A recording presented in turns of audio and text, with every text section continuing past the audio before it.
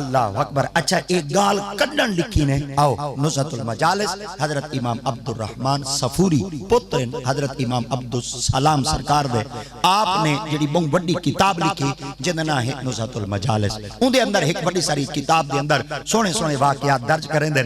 آپ نے ان دے اندر ایک باب پورا بدھے اور ان باب دنا ہے باب مناقب سیدنا حضرت ابو بکر صدیق.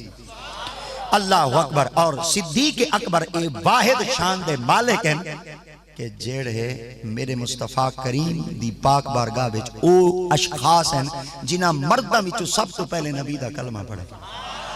اللہ اکبر. اور عورتاں وچوں نبی دا کلمہ ام المؤمنین اما خدیجۃ الکبریٰ پڑھے اور بالا وچوں نبی سے دا کلمہ حضرت سیدی مولا علی مشکل کشا پڑھے اور غلامہ وچوں کلمہ حضرت سیدنا زید پڑھے.